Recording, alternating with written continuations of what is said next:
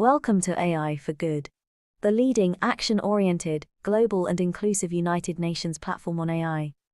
Organized by ITU, in partnership with 40 UN sister organizations, and co-convened with Switzerland. The goal of AI for Good is to identify practical applications of AI to advance the United Nations Sustainable Development Goals and scale those solutions for global impact. In today's session, we're counting on you to use the live video wall feature to ask questions and post comments to help create an engaging discussion. We encourage you to stay until the end to chat, connect, ask questions, and network with our distinguished panelists and world-class AI experts in the neural network. It is now time to kick off the session and welcome our first speaker. The floor is yours.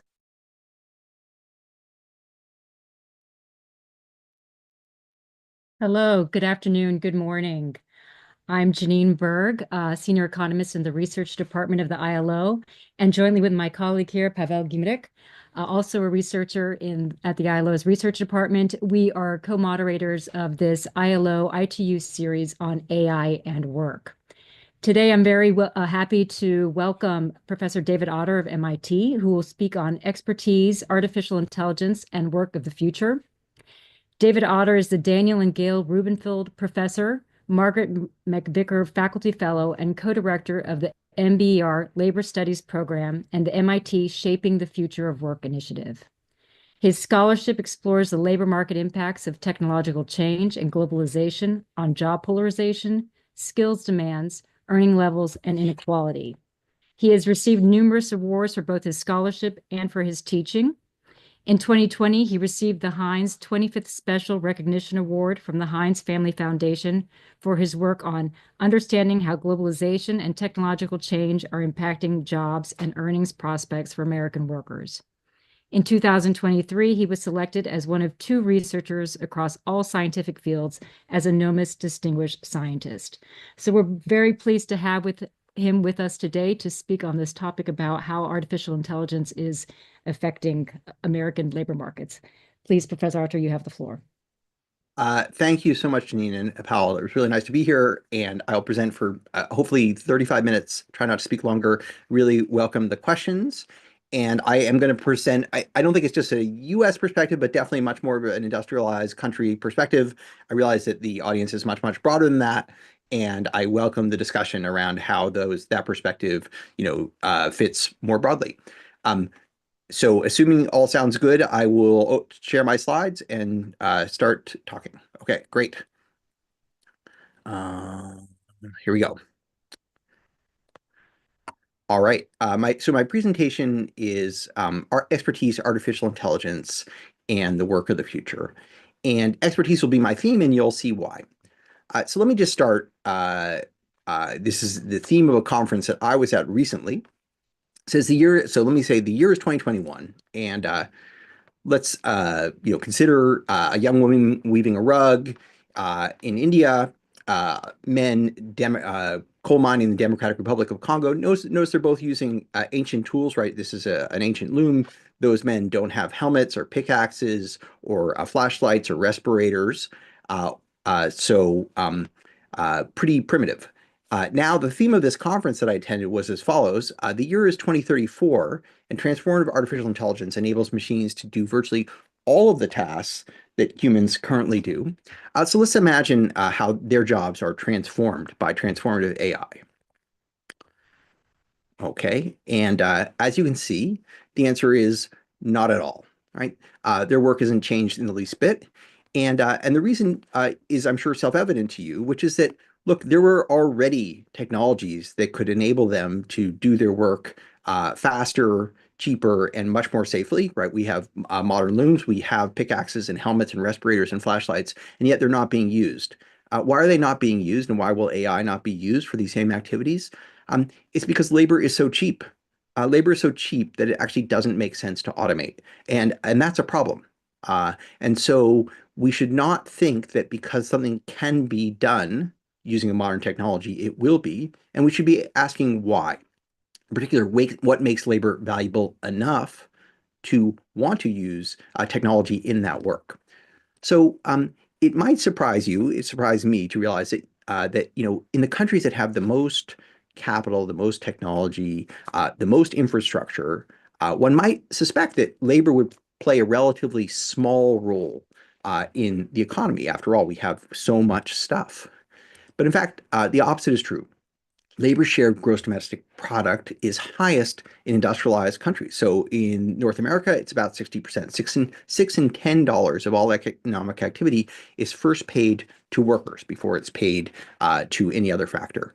The world average is about 54%. In some parts of North Africa, it's low as 45%. And so this is actually kind of an amazing and to me a miraculous fact, which is that over the last 200 years, as we have massively automated what we do and transformed so much of our work and really replaced so much labor with capital, somehow we have made labor more valuable, more scarce.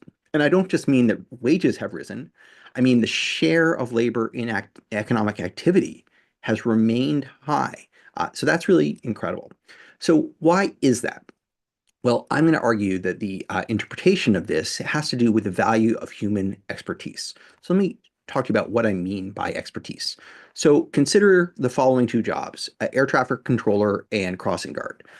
In many senses, these are really the same job, right? The job is to prevent collisions between vehicles and people, vehicles and one another, in the air, on the ground, etc. And yet crossing guards make only 1/4 of what air traffic controllers do. Why is that? It's not really about social value, right?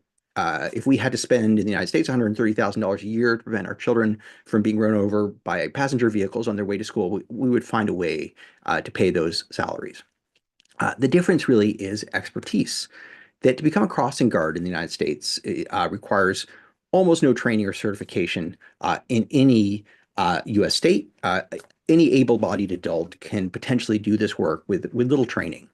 To become an air traffic controller takes years of air traffic control school and thousands of hours of apprenticeship. Now, my point is not simply that one is more educated than the other. It's really about expertise. So put it this way, if we suddenly needed more crossing guards, we could get air traffic controllers to do that work.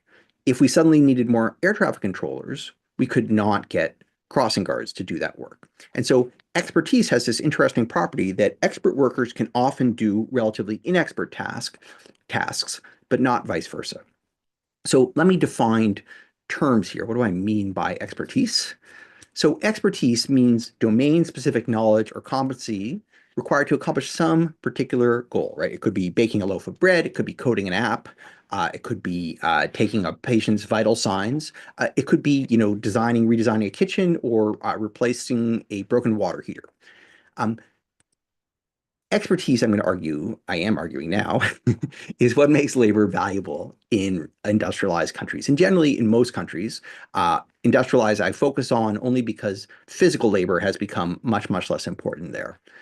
Not all expertise is valuable. For it to have a substantial market wage, you need two things.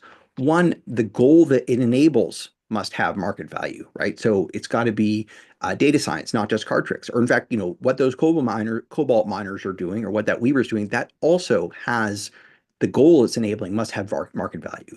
The second thing is the expertise must itself be scarce.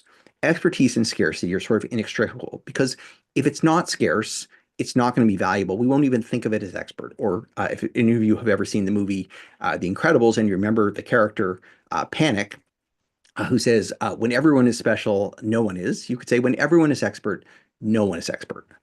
Why does this matter? Because non-expert work pays poorly, right? Waiter, cleaner, janitor, security guard, school bus driver, daycare teacher, crossing guard. Some of these are life and death activities, like the crossing guard, actually.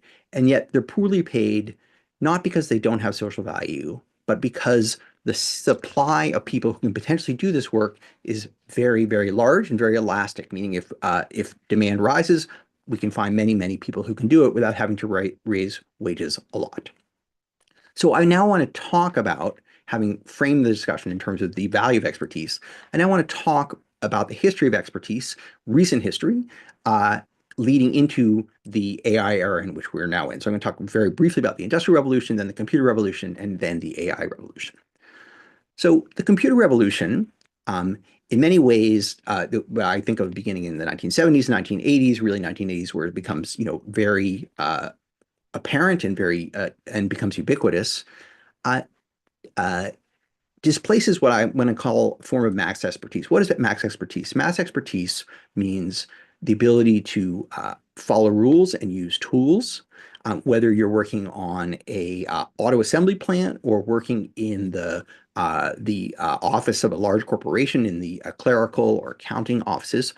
These were jobs that required literacy and numeracy and training and experience to carry out this form of work. This is very different from the artisanal work that it replaced, a century earlier, which was about, doing non-repetitive, highly expert, slow-moving tasks to produce goods from one side to the other, one end from back to front. Mass expertise was about the ability to carry out rules and apply tools in a very standardized work setting. But nevertheless, although the work setting was standardized, these were not tasks that could be carried out by machines. They required cognitively functioning, educated adults, often with a high school education, which was an elite credential throughout all of the 19th and the first half of the 20th century to do this type of work. That began to change in the 1980s with the advent of the digital computer. So what do I mean by a computer? Well, I put up here in this illustration what I think of as the first commercial computer, the first industrial scale computer, which is the Jacquard loom of 1801. And what made this computer distinct, or this machine distinct from all the machines that preceded it, is that it was really a symbolic processor.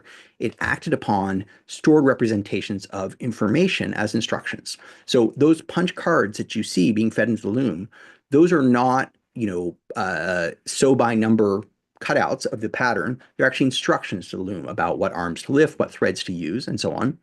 This was an incredibly sophisticated idea. This was the inspiration for Herman Holrith, who created the paper punch card, which was used to read the 1890 U.S. Census, the first machine-read census of populations.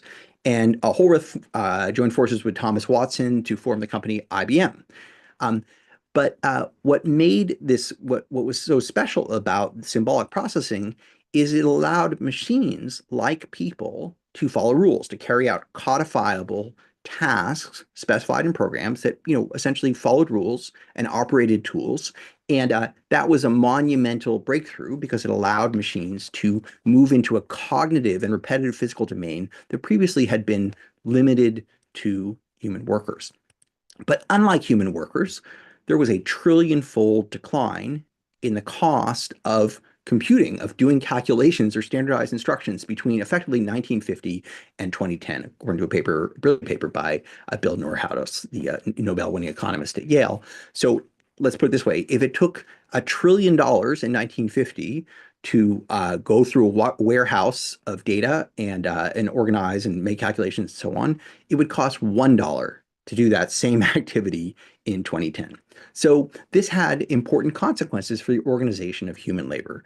In particular, people who were doing many of those mass expertise jobs that I described a moment ago, whether in production or operative positions or clerical or administrative support or some degree sales, found that work being substituted by machinery, and that had the effect of pushing people out towards the tails, either towards to these services like those crossing guards, or to professional, technical, and managerial work. Now, why should we be concerned about that? Or maybe you're not, but is the problem with that, people moving into that inexpert work, is not that the work is not valuable, but that it is poorly paid. Whereas, of course, we know the work on the right, the technical, professional, and managerial work, highly paid, but also highly educated. So one partial consequence, and I do not mean to say this is the only cause, was as the computer revolution advanced, we entered a period of rapidly rising wage inequality with rising returns to education and high pay for people who were complemented by this technology, people who were basically decision makers and analysts. And a lot of people pushed out of the middle of that office and clerical and production work and forced downward into low-paid services. And so, again, there are many factors that contribute. I do not mean to oversimplify. I'm telling a stylized story, but computerization was one part of the big change in occupational structure, and it had major implications for the evolution of inequality, not just in the United States, but throughout the industrialized world. Although I do not want to claim that this same analysis applies elsewhere, I do not think it does. Now, you might ask yourself, well, we looked at that polarization. Why not the people on the ends? Why not the service workers? Why not the managers and analysts? Well, I think the explanation comes down to a very simple observation from the philosopher Michael Polanyi, who wrote in 1966, we know more than we can tell. What he meant by that is many of the things that we do regularly, we don't actually know how we do them. We don't formally understand them. When you learn to ride a bicycle, you didn't learn about gyroscopic physics, right? Your parents just put you on a bike on a gentle hill and pushed and said, good luck. And this is true for coming up with a hypothesis or telling a joke, but it's also true for, moving packages or cleaning a room. All these require actually incredibly complex cognitive tasks that we never think about explicitly. We know the rules for addition and subtraction. Some of us know the rules for grammar and spelling. I personally do not. But we don't know the rules for all these things. And why does that matter? Well, historically, we couldn't computerize tasks that we did not explicitly understand. If we couldn't write down the formal rule and procedure, there was no way to have a non-sentient, non-problem solving, non-creative machine do that work. We couldn't write the program and it couldn't figure out itself. And so that really was the kind of crucial bottleneck of computing up until very recently. But of course, that begins to change in the artificial intelligence era. Now, artificial intelligence is a term that's been with us for decades and decades. And in fact, it's going on in the background for quite a while, but it kind of hit the big time recently and became much more visible and much more commercially consequential, although still we're in early days. But AI, as you know, can do things that those rule-following machines could never do, right? It can learn autonomously from unstructured information. It can do tasks that we would think of as creative if they were done by people, like making these illustrations you're looking at. It can discover and invent. So to just give you one focal example, in the field of structural biology, one of the critically important problems is to figure out the folding structure of proteins. Now, for most proteins, biologists will know the amino acid sequence that makes up the protein, but that's not sufficient to determine its shape. So a protein might look like this party streamer here that you're looking at, and predicting that from the amino acid sequence is actually incredibly difficult. So difficult that biology would run this, what was called the Critical Assessment of Protein Structure Prediction competition, annually since 1994, and teams would enter. They would be given the amino acid sequence of proteins and then asked to predict their folding structure, and presumably they didn't know this in advance, and then these teams would compete and they would be evaluated on how well they did by the person who knew the answer. Well, in 2020, a company called DeepMind, now owned by Google, entered a piece of software into this competition called AlphaFold. And Science reported December 2020, artificial intelligence has solved one of biology's grand challenges. The founder of CAS, John Molt, said, this is a 50-year-old problem. I never thought I'd see this in my lifetime. And in fact, in October, the Nobel Prize in Chemistry was awarded to Demis Hassabis and John Jumper of DeepMind for this piece of software, for this contribution. It's that monumental. Now, how does AI do it? Well, AI doesn't need rules and instructions. It learns from patterns. It, just like you and I, well, I don't want mean to say identical, but similar to you and I, it learns from contextually. It doesn't need to be told explicit rules. It can, what's the word I'm looking for? It can learn tacitly. It can learn from patterns, information, associations, and therefore make predictions and inferences that are not built into the software, that are not explicitly coded, that are not hard-coded as instructions. That's a remarkable capability, and it's going to change the way machines and human expertise interact. So now let me turn back to labor economics. So let me first stress that, AI is a tool. It is like a calculator or a chainsaw, and we should understand it in those terms. So many tools are kind of augmenting to human labor. They augment the value of human expertise. So, for example, if you are a doctor, you certainly wouldn't want to be without your stethoscope. If you're a roofer, you wouldn't want to be without your pneumatic hammer. If you're a air traffic controller, you wouldn't want to be without your GPS, your radar, and your two-way radio. Your job wouldn't exist. It would be inconceivable to do your work without those tools. So in many ways, tools are the way that we express our expertise. And in fact, our expertise is bound up in our knowledge of how to use them well. So a good scenario for AI, and certainly not the only scenario, is we could actually use it to extend the value of human expertise, to take people's mastery of judgment of knowledge and situations and extend the domain of what they could use that for, whether that's in medicine, whether that's in transportation, whether that's in design, whether that's in customer service. And by giving better tools, we could make people's labor more useful. But not all tools are friendly to expertise, right? From 1894 to the present, to become a black cab driver in London, you had to spend about 3 years mastering what was called the knowledge, which was all complete mastery of the roads and highways and byways of London. Once GPS-based auto routing came around, that knowledge was effectively stranded. It was economically irrelevant because, not only does your phone know all those highways and byways and back routes and so on, but it also knows how much traffic is on them at a given point. So in some sense, it can know things that a human could never learn through memorization. So this potential for either complementing or displacing is highly prevalent, it's highly present, and we should not think that it's either or. Both are going to happen. And so we should simultaneously be quite concerned about the potential for displacement and looking for the opportunities for augmentation, of which I think there are many that are very significant. So let's begin by noticing, right? AI is already woven into daily life. It's all around you more than you may even appreciate, right? If your smartwatch asks you, have you taken a fall? Or your car tries to steer you back into lane on a highway, or your word processing software offers to assist you to complete your writing tasks. These are all examples of AI kind of reading your intentions, making predictions, and then trying to help you complete the work. And a lot of what AI does in contemporary settings is exactly this form of prediction as a form of assistance to help people complete or carry out actions. So this has both peril and promise.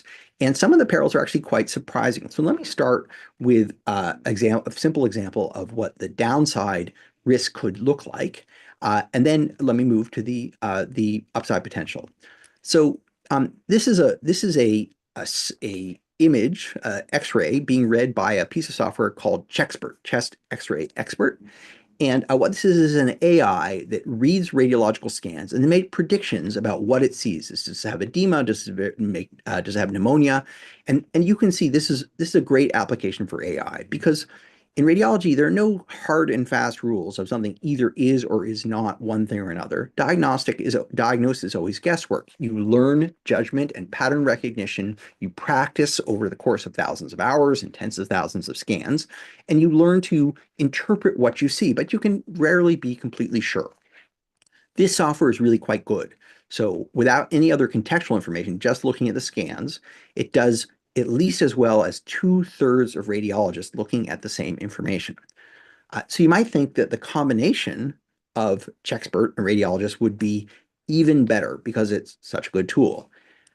The surprising answer is it's not. Radiologists using Chexpert do systematically worse than radiologists just working on their own, as shown in a recent paper by my colleagues Nikhil Agarwal and Tobias Sauls and their student Alex Moring and another co-author. And so they actually ran an experiment where they gave radiologists scans. Radiologists thought they were looking at new scans. They didn't realize they were looking at existing scans and had them read them with and without Chexpert, and then had a panel of experts review them and concluded that people did worse. Why is that? Well, the problem is what they call correlated uncertainty. That they're looking at the same information, the computer and the radiologist. So if the radiologist is uncertain of what he or she sees, it's pretty likely that the software also be pretty uncertain. If the doctor is very certain, it's likely that the software will also be relatively confident. And so what happens when they disagree? Well, when they're both uncertain, the doctor will tend to defer to the software. When they're both confident and yet they disagree, the doctor will tend to override the software. Well, neither of those appears to be the right thing to do. Actually, when there's a lot of uncertainty, people are much better out of sample than these tools that really know nothing about the world. When there's a lot of certainty, at least a doctor should ask him or herself, right? Well, look, this thing has seen more scans than I will see in my lifetime. Am I so certain that it's wrong and I'm right? Now, looking at that, what you should conclude is not that this is a bad tool, not that people and AI couldn't be successful together, but this is a failure of design. The radiologists never had a way to learn if they were using this tool well or not. It was just thrown out there for them to use. In fact, the only reason we know that this isn't working well is because the Sloan Foundation gave $500,000 to run this experiment where very expensive radiologists were paid to read scans that had previously been read, not even realizing that, and find out how they did. So in my mind, this demonstrates not the failure of the technology, but the failure of design and the potential for us to use this tool better. I could give you many other examples. In the interest of time, I will not. But one thing, a historical precedent, we've actually seen some terrible aviation accidents having to do with autopilots, not the autopilot failing, but the autopilot shutting off when it was supposed to because there was something wrong with the instruments, and the pilots not knowing how to handle that situation absent the autopilot.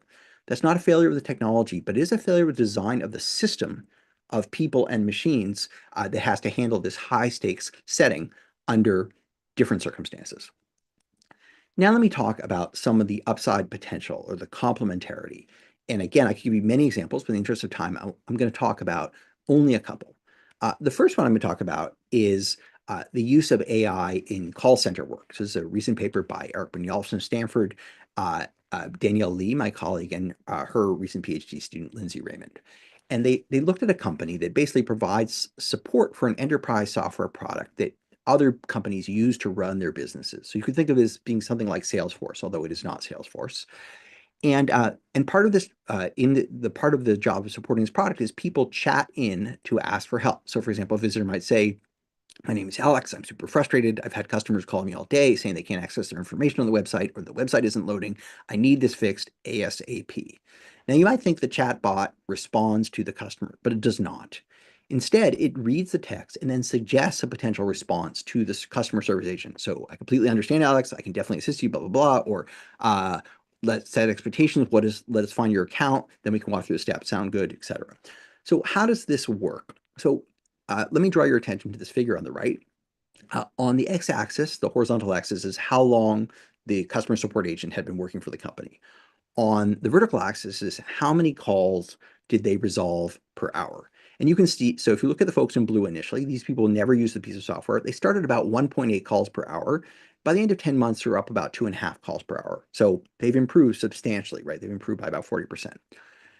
Look at the line in green. These are agents who got access to the software after 6 months or 5 to 6 months. And what you can see is they were moving along in the same trajectory and then they overtake. And by the end of 10 months, they're answering more than 3 calls per hour. Now look at the group in red. These are the people who use the software from day one. And you can see within 5 months, they are doing better than either group. Now, that's interesting. What I want to draw your attention to here is nobody starts off being good at this job, right? All 3 groups are terrible on day one. The difference is how fast they converge towards expert usage. So the group in red, it's clearly not the case that the machine did the work well for them on day one. It's that they got better at using this tool such that they converge towards expertise more rapidly. And so that's actually a virtuous interaction. And actually, let me say one other thing's virtuous about this. One of the surprises of this study was that once they put the software into place, the quit rate in these jobs went down. This is a very high turnover, very high burnout job, as you can imagine, because it's kind of like a road rage phenomenon. We're dealing with impatient customers who don't treat you very politely. And this software actually does a lot of the emotional labor of mediating those relationships. So the data, text analysis of the data shows, sentiment analysis, that the level of hostility from customers to support agents and from support agents to customers actually fell once the software went into place. So this is an interesting example of a technology that seems to be supporting people developing expertise. I could give you other examples from writing, from software development, and that kind of one theme of that body of work, and it's really just, these are just examples, they're well measured examples, is that you see AI being helpful to people who are relatively an expert but know something in some activity, and they are able to behave more like experts with support from this tool. Now, I don't want to say that that is the central tendency. We really don't know yet what the central tendency is, but we've seen some really compelling examples like this. Let me turn to a more recent example. Well, I mean, these are all very recent, so I shouldn't say that. Let me turn to a paper that was just written by a student of ours at MIT, Aidan Toner Rogers, who looked at the use of generative AI in material science. So material science is basically the branch of applied science that develops things that are sticky or soft or hard or have high heat tolerance or are very flexible. So all the materials in your car, the glues, the shoes, the things that go in spaceships, and the things that go in blenders, they all are products of material science. It's an incredibly important field of applied science. Generative AI is hitting it big. If you look at PhD syllabi or publications, it's all over the place. How do material scientists use generative AI?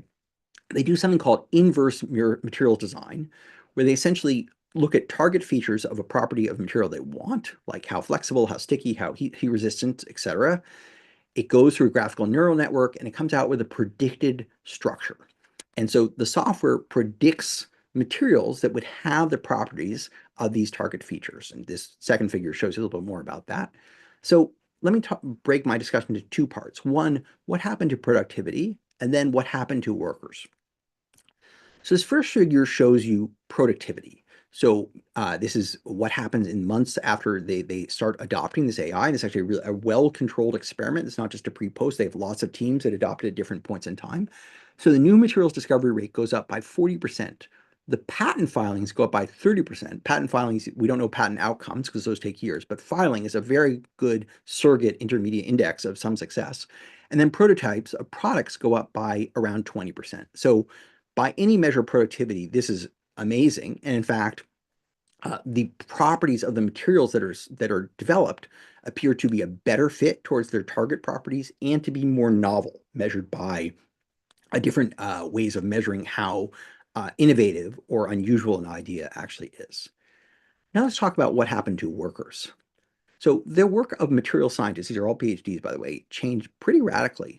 So prior to use of this Gen AI, people would spend about 40% of their time on just thinking of ideas, about a quarter of their time assessing whether those ideas were viable, and then the other third experimenting on those ideas. After this went into place, the amount of time spent on idea generation fell by 2/3 approximately. So the machine did a lot of the idea generation. Much more time was spent on assessing those ideas. Are they any good? And then experimenting with them, right? So they really changed the sort of division of labor in science. So how did this work out? Well, this is a beautiful but complicated picture. Let me see if I can explain to you. What Aidan does is he breaks workers. He measures. Well, actually, let me start on the figure on the left. So if you're working in experimentation with a set of ideas, you want to start with your most promising ideas first, and then move down the list.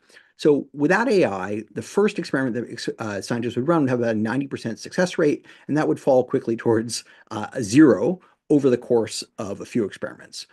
Once they started using AI, they actually were less successful initially, but they had a longer tail of discoveries. Now you can break people up into their productivity or their success rate pre-AI, that's measured by this. So here in the middle figure is the bottom quartile, top figure is the top quartile.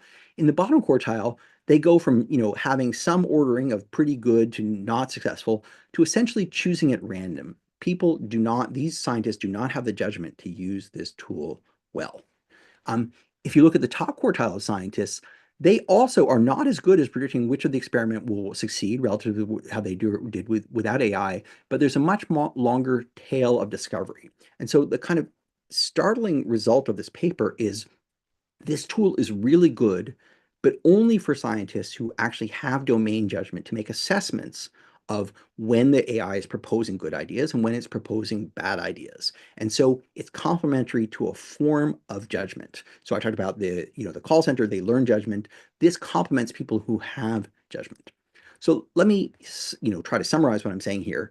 We've seen lots of examples. We've seen cases of leveling up, like in customer support, professional writing, and software development.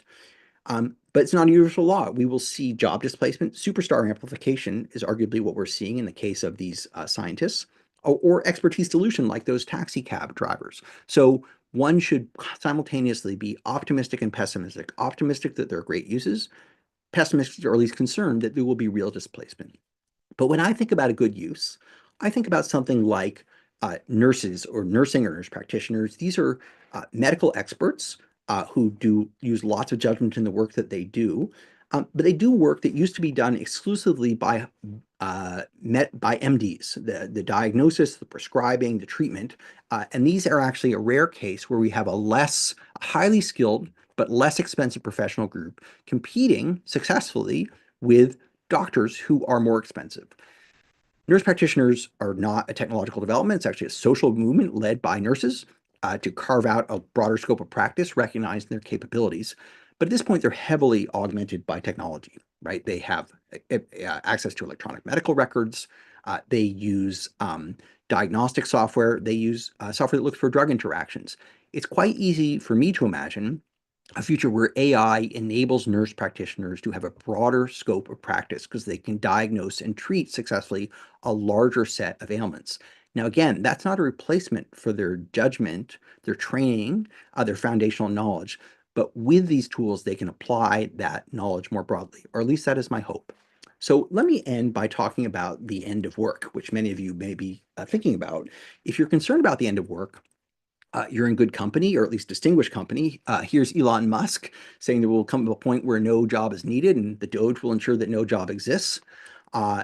Here's Jeff Hinton. In 2023, Jeff also won the Nobel Prize in science, just this fall for his work on neural networks, contributed to AI, saying get us a job as a plumber. So both these distinguished individuals think that it will be no work in the future. I think this is incorrect for two reasons. So let me start with the kind of practical one and then turn to the more profound one. So speaking practically, in the industrialized world, we're not running out of jobs, we're running out of workers.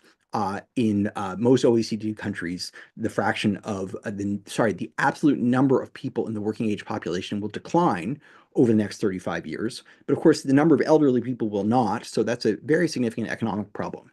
Now, this is, of course, not true in much of the developing world, although it's getting to be closer to true. In fact, the scarcity of labor in the rich world is really an artifact of policy. There are many, many people who would be glad to come to these countries. So this would be a solvable problem by policy, through policy. Unfortunately, it looks like policy is positioned to exacerbate this problem, not to resolve it.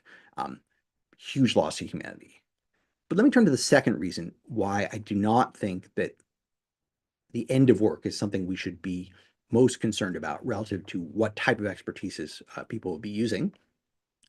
Many people, when they think about new technologies, they think about the potential for automation. And automation is always a possibility.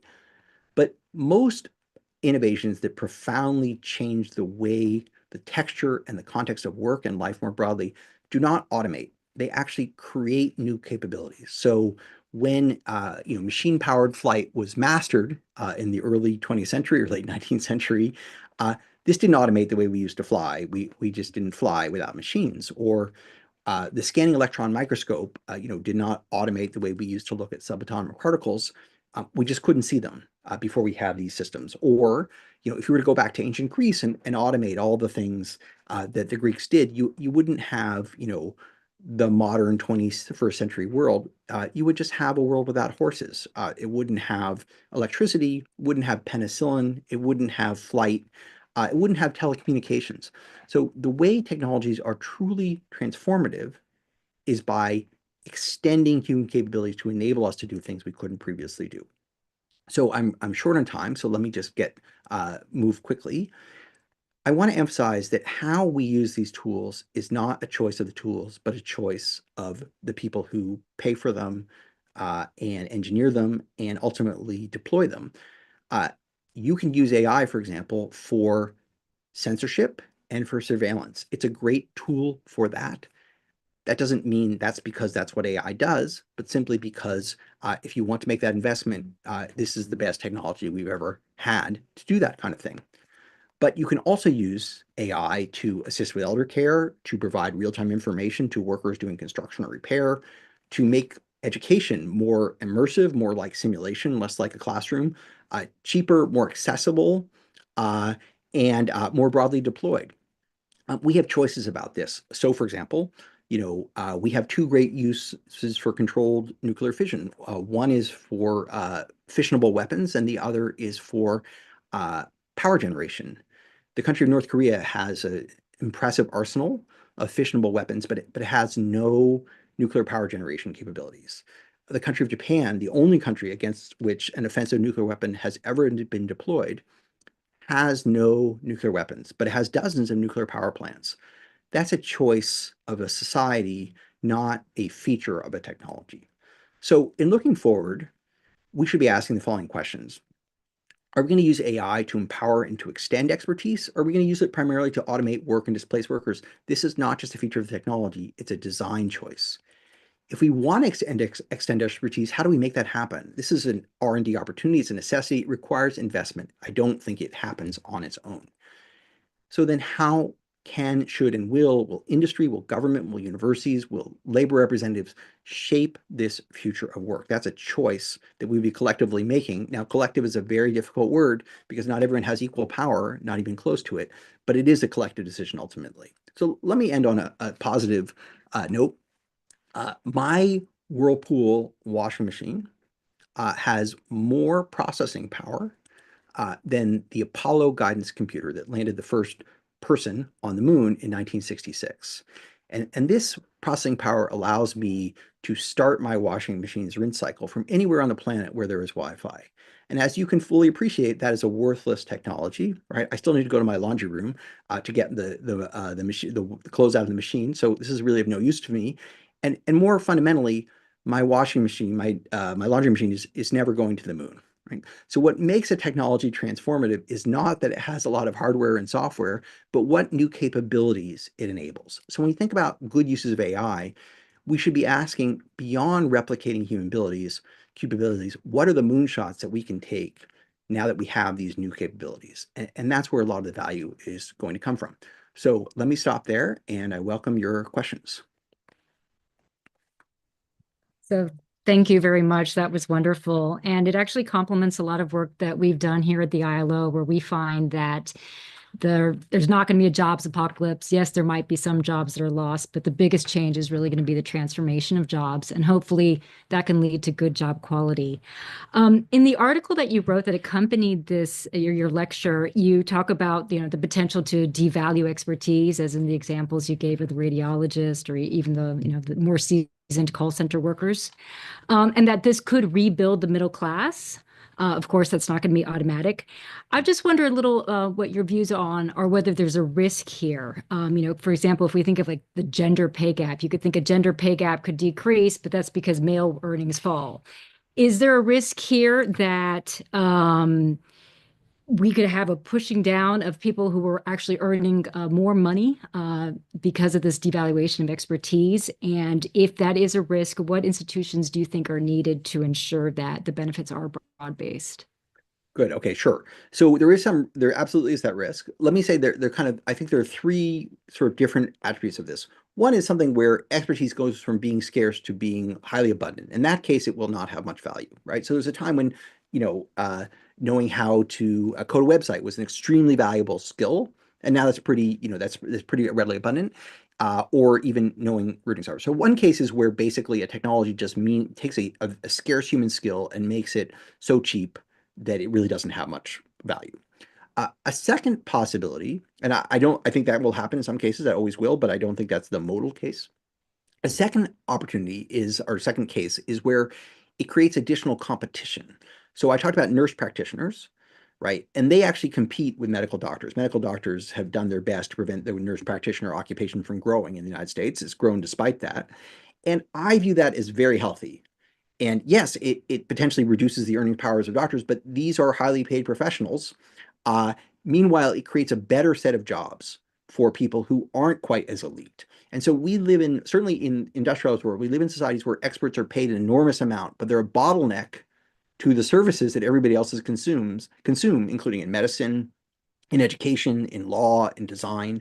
And so enabling more people who are not at the elite frontier of those fields to do some of that work, it may in fact reduce inequality, but it won't just be by pushing things down. It will enable more people, some people, to move up.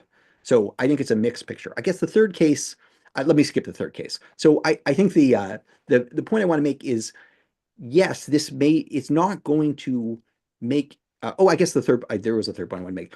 Of course, it's also possible for a lot of people to become more productive, right? So, those radiologists, it doesn't mean that their work is commoditized. A good radiologist can now do more work in the course of a day, can read more scans, and hopefully add more value. So I don't think it's a game of musical chairs that's all just redistribution among parties. If productivity rises, there's potential for real wage increases unless all the income goes to capital. And so what we should be concerned about is the devaluation of expertise more broadly would make labor less valuable, even as productivity rises. And that would be my major concern. Okay, great. And then another wrench in the story a little bit is about how generative AI now has basically eliminated language barriers. And you can have call centers now in any country where there's accent reduction, or they can work in languages that aren't even their own.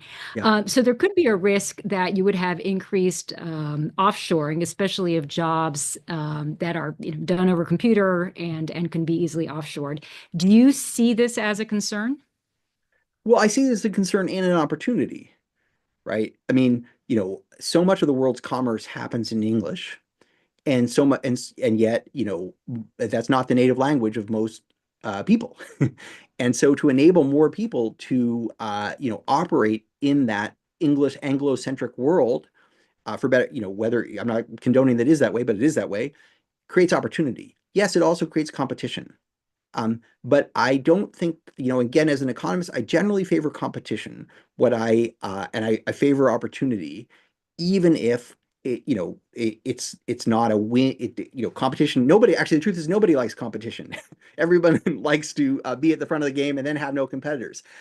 What I worry about is, again, a situation where labor is made less valuable.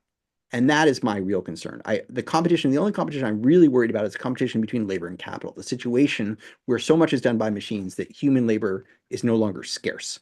And that's where I worry. And that depends a lot on how we use the technology, whether we use it to complement expertise and make labor more valuable, or we just use it to figure out ways to displace people. And I think that's a huge challenge, because even stated that way, it sounds like, oh, well, we know which one we want, but we don't know how to get there. That's not a feature of a system that you can just say, well, design this or design that, right? What does it even mean? To me, it means enabling people who don't have elite education. By the way, in the United States, only 40% of workers have college degrees. So it's a pretty highly educated country, not the highest, but still it's a minority, right? So to me, a technology that allows people without a four-year college degree to be more valuable and do more of the high value added work, whether in healthcare delivery, whether in education, whether in design, in law, and that's a step forward, even though it will create inevitably more competition for the people at the very top, who have had a great 50 years of rising incomes. I have a few questions, but maybe let me start by saying that one of the things I've learned through this series is that the saying that one shouldn't meet their heroes doesn't seem to apply to labor economists. And it would be great to meet you. And through this series, we've interacted with many people who basically shaped the thinking in the domain of automation and labor and economics. And I wanted to ask you about the work you published last year with two other personal heroes of mine in that domain, but also people, at least one of them who we had also on the series earlier with Darana Semoglu, in the paper which you called Can We Have a Pro-Worker AI? Yeah. And there you discussed a little bit what you were talking about today, this usefulness of technology as a complementing factor to human labor.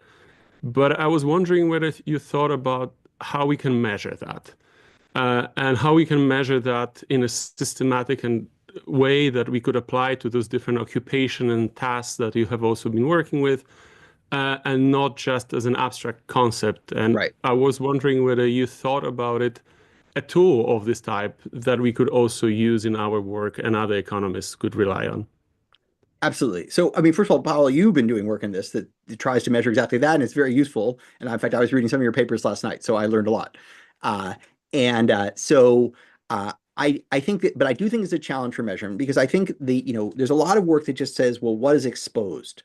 But as your work recognizes, and as we all know, exposure could be good or bad, right? I'm exposed to technology. I have a computer. I couldn't do my work without it. So that exposure is quite beneficial to me. However, many clerical administrative workers have been displaced by technology. They were also highly exposed. So what makes exposure good or bad? My, kind of short answer to that is, does the exposure amplify the value of the scarce expertise you have, or does it just make that expertise less scarce and eliminate it? And that's actually work Neil Thompson, my colleague at MIT, and I have recent work that we haven't written up, but we've just been presenting about trying to do this. But I think it's a fundamentally hard question. The other question, of course, and this is surfaced by a lot of Daron Acemoglu's work, is about the creation of new work. And this is something also I've worked to measure recently, but we can measure new work better than we used to be able to, but we're not very good at predicting where it will emerge. But it's quite important. In the US, we estimate in recent work with Caroline Chin and Anna Solomons and Brian Zegmuller, that 60% of the occupational specialties that people work in 2020 didn't exist in 1940. So new work is fundamentally quite important. But how much of it occurs, where it occurs, and what skills it requires, that's the really hard part to predict. And I think AI really changes the sort of picture on that. So I think there's reason for optimism. There's a lot of reason for caution. And I think there's reason for investment. We should be saying, like, okay, this is a new technology. We don't actually know what it's for, right? We're not very good with it yet, and it's going to take a long time to actually figure out what it does well. Many people think it's just a way to do the same thing better, cheaper, and faster. And I think all of us understand it is not, right? It is not a good replacement for your word processor or your spreadsheet or anything that has to be reliable and predictable and consistent, right? It's not good for that. It has a different set of capabilities, and we're going to have to figure out what they are for. And part of that might be saying, like, how can we use this more effectively in delivery of healthcare, right? Something the world desperately needs, to make more people able to deliver that care, or in education. How can we make it more effective, less expensive, and more interesting? Because the biggest problem in education is, of course, people are bored. Uh, and so I think that, I think this is a fundamentally deep and important question. And I hope to contribute, as you are, to kind of the measurement and the understanding. But I would say we're at the ground floor of that.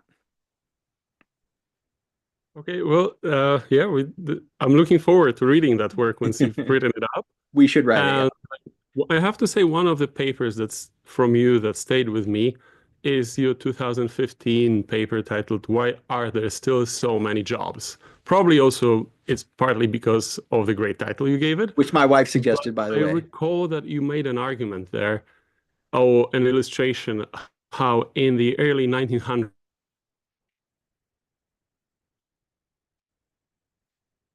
where in the US, sort of courageous decision was taken that people would have to stay in education up to the age of 16 years old. And I was wondering whether you have a parallel for that, for the situation we're seeing with these technologies today.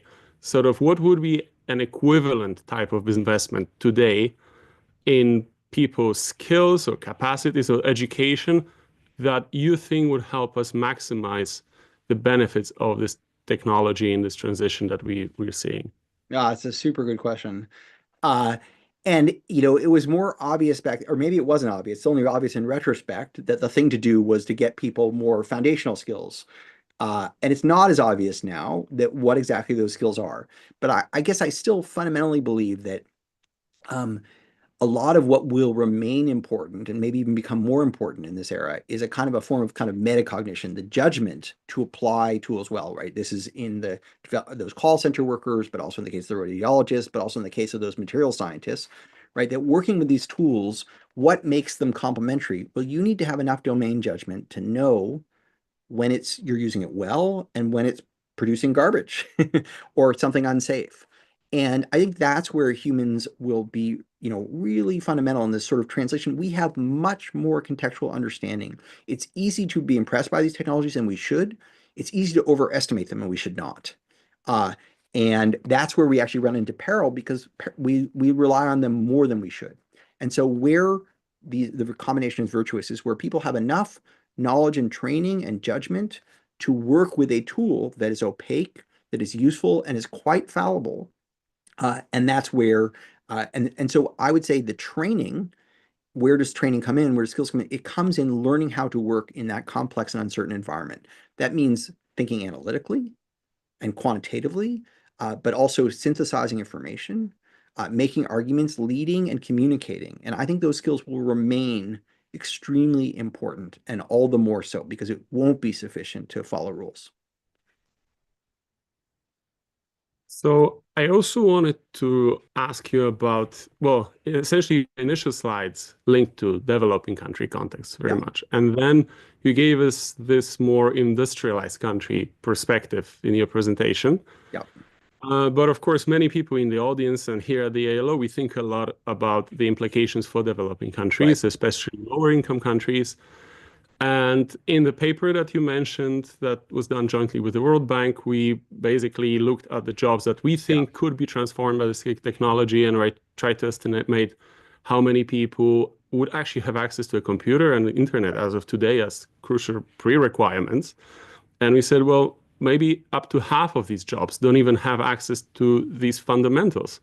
So it's going to be very hard for them to benefit from that. So I wonder how your middle class argument translates into the reality of developing countries, where the middle class is, for the start, usually much more narrow. And when we calculated the exposure, we see that most of the jobs exposed to this technology for the moment are middle class jobs and not the jobs of the poor. So which way do you think it will go? Do you think it's more of an opportunity for those economies, or do you think it's a further risk of hollowing out of the middle class that's already quite slim? Yeah, so I mean, I guess I want to say it's both, but I do, it's an interesting observation that people in outside of English-speaking countries appear to use generative AI more, not less. This is something that's been noticed elsewhere, and maybe because it makes many forms of expertise more accessible to that technology. I just want to say, many rich country technologies are not particularly appropriate or helpful to the developing world because they require infrastructure of education and other technologies that are just not available. Mobile telephony is the interesting exception, right? A technology that was arguably more valuable to the developing world because it provided something that was not otherwise available, which was long distance communication, ability to speak with relatives, but get prices and weather information and banking. And I think AI also is a little bit more like mobile telephony than it is like nuclear power, in the sense that it's actually a lightweight technology, not building the models, but using them. It's available through smartphones. 60% of the world's adults have a smartphone, which is amazing. It speaks to how valuable they are because they're still quite expensive. And so I think there's a lot of potential. I agree it would be much better if internet penetration were higher and more accessible.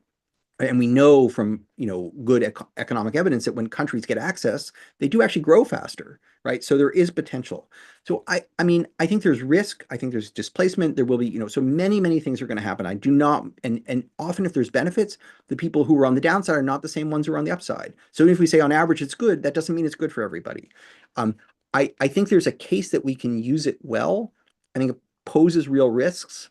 And I think, kind of making investment and measurement and regulation will be critical to making the most of the opportunity. But I do not any means just try to suggest that everyone will win, this will all work out well. But I think there's a case that we can use it well.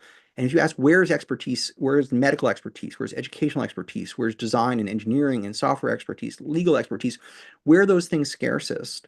They're not where I'm sitting, right? They are in the developing world. And having better tools that can extend and enable people the right judgment to do more things that need to be done in that expert domain has great potential. And I think medicine is already a case where we can see this. So I hold those as some sign of hope. Now we'll take a few questions from the audience, and there were two questions that had to deal with expertise. One person wrote, most expertise is about knowing what worked in the past, but in a changing world, how much of that applies? And then somewhat related, how can we measure expertise? Is it education levels? Is it people with specialized degrees? How do you go about it? Sure. So it is true that expertise often knows, what means what happened in the past, but actually it's a little more than that, because if we're simply following the existing rules, we could computerize it. Where expert judgment comes in is exactly where you're in these high stakes one-off cases, right? Whether you're diagnosing an individual patient or trying to land a plane under certain circumstances, or redesign a building so that people, not only will it stand, but people want to go in it, or even remodel a kitchen. So I think actually a lot of expertise is a translation from a formal body of knowledge to a very specific setting where the stakes are high, there's a lot of uncertainty, and you have to make good judgments, and you could get it very wrong or very right. So I think it's more, it comes, that judgment comes from past experience, but it generalizes from it. I don't think expertise is just should be measured by education or degrees. There's lots and lots of expertise that is not, signified by degrees. If you look at people who do, plumbing or construction, or a lot of the, physically and cognitively hard jobs in the physical world, right? They often don't have very, they don't have, PhDs in anything, but they know an enormous amount. And much of that work will remain out of reach of technology, and will require lots of training and judgment, and hopefully we'll get better tools. So I think expertise is much broader concept than simply skill. People use the skill, and when they say the word skill, and when they say skill, they generally mean education. And I do not think all skilled people have higher levels of education, or that most skills, or certainly not most valuable skills, do not come simply through education. I agree with you, but I think the economics profession has a long way to go in I agree with that. not using the skill concept anymore and equating it with education. I agree. So finally, we have another question. I think it's a good question to end on. And the person asks, who should be in charge of defining technological progress innovation for a democratic society? How do you think we should go about that? Well, the problem is that no one's in charge of that. And that's actually an issue, because you have to ask, well, what are the incentives then that people are responding to? And I think a lot of the commercial incentives, and even the incentives in academia, go towards replicating human capabilities. Whereas I think the real value is in extending human capabilities. And there's where I think there's a huge role for governance, because a lot of the science that gets done, certainly in rich countries, comes from essentially from grants, from support from universities, right? From even what are the priorities that are given. All the the U.S. always talks about our great private sector, pharmaceutical companies and so on, but it's mostly government money. It's the National Institute of Health that pays for it. So the government can play a priority setting role, and it's often the buyer of many of these things, right? Certainly in the US, 20% of GDP goes to healthcare and education, and at least half of that money is ultimately public money.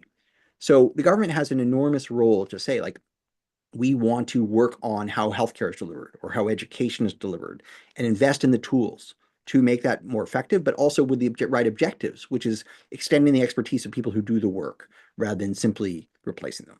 So I think it's a super hard problem. I don't think there is a simple answer, but I think the first step is recognizing that it's a choice that is not determined by technology. This is not our fate. It is ultimately a design problem, not just a prediction problem. We are designing the future that we are going to live in. Recognizing that we are the designers, we need to step up and say, how do we want to design it? That's hard to do, but it's urgent. Well, thank you very much. It's been a really enriching conversation. We're so pleased that you were able to join us. I'd like to invite everybody to join us for our next upcoming AI for Good talk, which will be with James Besson, who is Executive Director of the Technology and Policy Research Initiative at the School of Law at Boston University. And that will take place on Tuesday, January 21st. Thank you very much. Thank you both so much. And thanks to everyone in the audience. This is an honor and a pleasure to be here.